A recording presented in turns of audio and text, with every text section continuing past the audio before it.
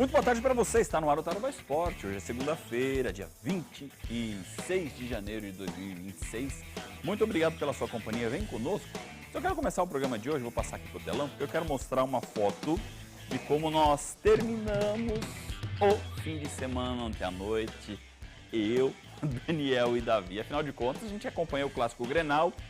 Deu Inter, vitória de goleada por 4-2 no primeiro Clássico Grenal do ano, vai ser um dos destaques aqui do Tarobá Esporte dessa segunda-feira, mas eu quero começar falando de Campeonato Paranaense. E a torcida do Cascavel não tem muitos motivos para comemorar, afinal de contas, no sábado o time fez aí o jogo da última rodada da fase classificatória e o Cascavel empatou em 1-1 com o Coritiba no Estádio Olímpico.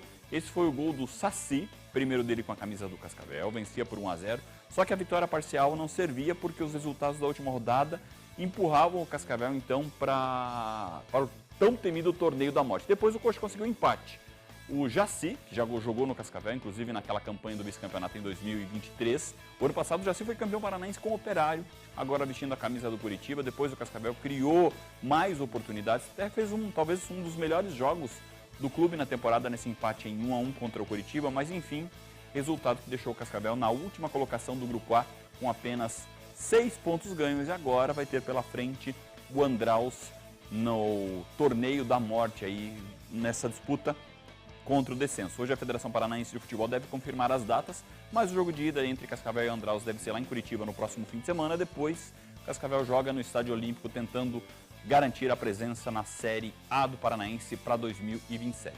Olha, um trecho da entrevista coletiva do técnico César Bueno me chamou a atenção, que o Cascavel, por exemplo, ele termina na última posição, mas uma situação foi bastante comum nesse Campeonato Paranaense. O Cascavel, então, em 6 jogos, teve 2 empates, 2 derrotas e 3 empates e apenas 1 vitória. O detalhe, em 5 jogos que o Cascavel fez do Paranaense, dos 6, ele saiu na frente no placar e só conseguiu vencer o Galo Maringá. Saiu na frente do Curitiba, saiu na frente do Andraus, saiu na frente do Cianorte, do Operário. Nesses 2 casos tomou a virada e teve 2 empates, então termina essa fase classificatória sem vencer no Estádio Olímpico. Palavras então do técnico César Bueno sobre essas situações em que o Cascavel foi mais incisivo na busca pelo gol, mas não conseguiu transformar resultados em vitórias. É frustrante porque aconteceu várias vezes dentro do campeonato, né? Hoje foi o nosso 5º jogo que a gente saiu na frente seguido. Então isso mostra, por um outro lado, uma equipe que demonstra desempenho, que demonstra verticalidade, ofensividade. Eu não sei como ficaram as estatísticas dessa última rodada, mas acho que no contexto geral é a equipe que mais finaliza no campeonato inteiro. Então a gente fica um pouco frustrado porque pelo nosso desempenho era uma equipe que era para estar classificada. Desempenho, não pelos resultados, né? Os resultados a gente não conseguiu isso, mas o desempenho dos jogos, na minha opinião, talvez o jogo contra o Operário foi um jogo que a gente soube sofrer um pouquinho mais, mas todos os outros, inclusive hoje, acho que nós fomos muito mais ofensivos e dominantes do que o adversário. Semana inteira agora do Cascavel para se preparar para o jogo de ida do mata-mata contra o descenso.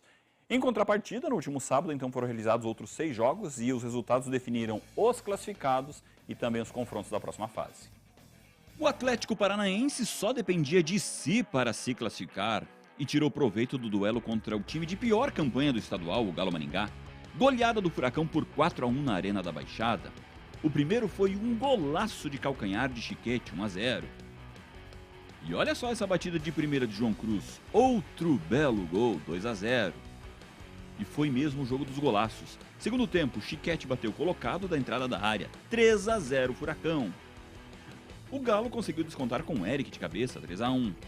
Mas a lista de golaços não parou por aí. Chutaço de Riquelme de fora da área, 4-1 placar final. Com a vitória, o Furacão foi aos 10 pontos e terminou no 3º lugar no Grupo A. O Galo terminou a primeira fase com apenas 3 pontos e vai encarar o rival Maringá na luta contra o rebaixamento. A vitória do Atlético também eliminou o Maringá, mas o Dogão venceu o Andraus por 1-0 no Willie Davis. E o gol da vitória também foi bonito. Toque sutil de Ronald Camarão na saída do goleiro. O Dogão foi aos 8 pontos no Grupo A e tem uma ligeira vantagem contra o Galo no Torneio da Morte. Já o Andraus fechou a fase inicial no 5º lugar no Grupo B com 4 pontos e vai ser o adversário do Cascavel no mata-mata contra o descenso. No Grupo B, o atual campeão Operário se garantiu nas quartas. Empatou em casa com o Foz do Iguaçu em 1-1. O Azulão da Fronteira não só garantiu a permanência na elite, como teve uma grande campanha no Grupo A em 2º lugar com 11 pontos. O Foz até marcou primeiro com um belo gol de Vinícius Peixoto. Chute de primeira da meia-lua, 1-0. Segundo tempo, confusão na área do Foz e Ailon deixou tudo igual, 1-1. O Fantasma ficou com o 4º lugar no Grupo B com 5 pontos. No Grupo B, quem ficou com a outra vaga foi o Cianorte, que segurou o Londrina e empatou em 0-0 no Estádio do Café. O Tubarão fechou a primeira fase como único invicto e time de melhor campanha, líder do Grupo A com 14 pontos. O Cianorte foi o terceiro no Grupo B com 7. Para fechar, a rodada teve um confronto de 2 times classificados e o Azures conseguiu a terceira vitória seguida. Derrotou o Independente São Joséense por 1-0 no Estádio dos Pioneiros. Falha bizarra do zagueiro do Cianorte. A bola ficou limpinha para Marquinhos, que driblou o goleiro e marcou 1-0. O Azures terminou na liderança do Grupo B com 11 pontos. Já o São Joséense caiu para o 4º lugar no Grupo A com 10. Para fechar o assunto do Campeonato Paranaense nessa segunda-feira, primeiro vamos ver como ficou a tabela de classificação após a realização da 6ª rodada, a última da fase classificatória. Então, Grupo A, Londrina 14 pontos, time de melhor campanha, Foz 11, boa campanha do Foz, Atlético Paranaense em terceiro com 10, São Joséense também com 10, 4 classificados, Maringá e Cascavel vão para o Torneio da Morte. No Grupo B, a liderança então com Azures 11 pontos, Curitiba 8, Cianorte 7, Operário 5, os 4 classificados, Andraus com 4 e Galo Maringá com 3 pontos, vão para o Torneio da Morte. Então agora vamos ver como ficou o chaveamento das quartas de final. Lembrando que agora os times que estavam numa chave vão se enfrentar até a semifinal. Então o Londrina, time de melhor campanha, vai pegar o Independente São Joséense. E quem passar desse confronto pega o vencedor de Atlético e Foz do Iguaçu. O Azulão tem a melhor campanha, faz o segundo jogo em casa. O outro chaveamento com os times do Grupo B agora no Paranaense. O Operário que com a última vaga pega o Azures. O Azures também decidindo em casa e o Curitiba, que empatou com o Cascavel, vai ter pela frente o Cianorte. Coxa também com melhor campanha, decidindo em casa. Ponto final no Campeonato Paranaense. Vamos falar de Campeonato Gaúcho, do Clássico Grenal. Mas antes do Grenal, eu tenho que lembrar aqui um alô especial para o Padre Laurindo. Ele é colorado, deve estar comemorando em cima do diácono Leandro, que é gremista. Então um abraço para vocês dois. E o Inter fez 4-2 no Grêmio ontem. A bola rolou e já dava para ver que o jogo seria eletrizante. Logo aos 4 minutos de jogo, jogada de TT, escorada de Carlos Vinícius e gol do belga Amuso. O Everton saiu mal do gol e Borré cabeceou. O zagueiro Noriega tentou tirar da área e ela ainda bateu em Marcos Rocha e morreu na rede. O volante Paulinho ficou caído no chão e o chute de TT atinge justamente o jogador do Inter. O goleiro colorado ainda tenta tirar e fura em bola. Livre, Edenilson, ex-Inter, coloca o Grêmio na frente novamente no placar. O Internacional não se abalou de novo. Jogada de Carboneiro e cruzamento para Borré. O atacante se antecipou e cabeceou bonito, para deixar tudo igual. Logo na saída, os jogadores do Inter retomam a bola e Alan Patrick acha um passe incrível para Borré. Mudar mais uma vez o roteiro da noite. Em menos de 2 minutos, virada dos colorados. Bernabé ajeitou para Carboneiro, que dominou e devolveu para o lateral. De biquinho, marcar o 4º e último gol da movimentada noite em Porto Alegre. Placar final, Inter 4, Grêmio 2. 4-2 e poderia ter sido mais.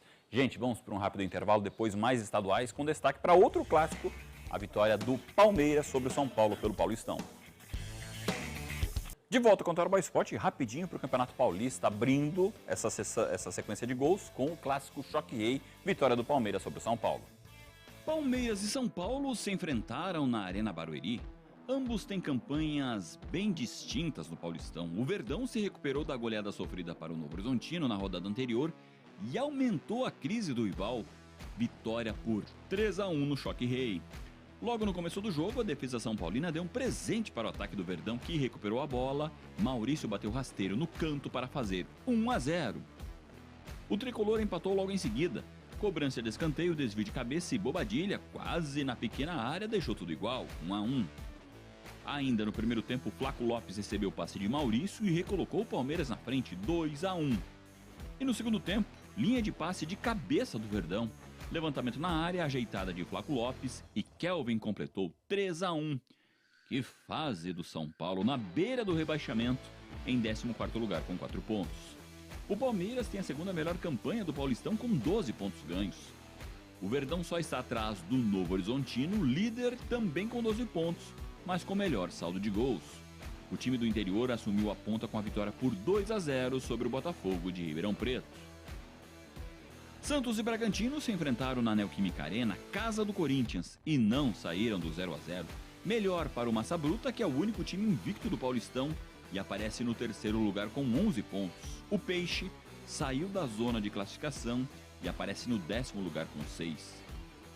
Já o Timão, que emprestou a casa para o Santos, venceu como visitante.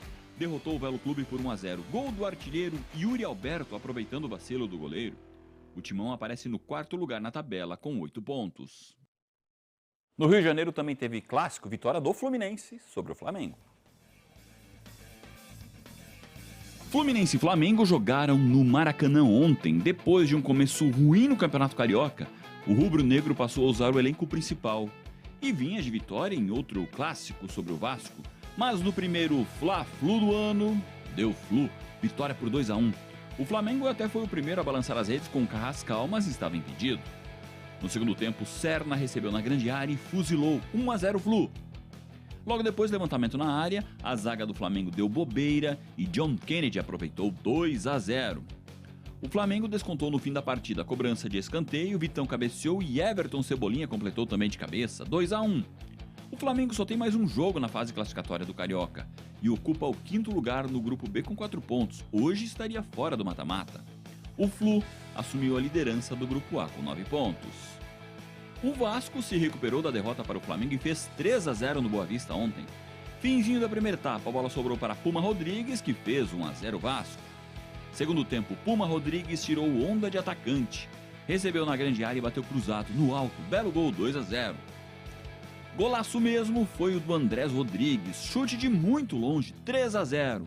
O Vasco é o segundo colocado no grupo A com 7 pontos. Tá aí, então, destaques do Campeonato Carioca. Teve a vitória também do Botafogo e a gente vai se despedir hoje com imagens da final da Copa São Paulo de Futebol Júnior. Ontem, o Cruzeiro, que perdeu o clássico para o Atlético Mineiro no estadual, foi campeão da Copinha pela segunda vez, venceu São Paulo por 2-1, fez a festa do bicampeonato. Amanhã eu volto, 12h45. Agora eu deixo vocês em companhia do Osiel Luiz, o Batatinha, porque vem aí o programa Tempo Quente.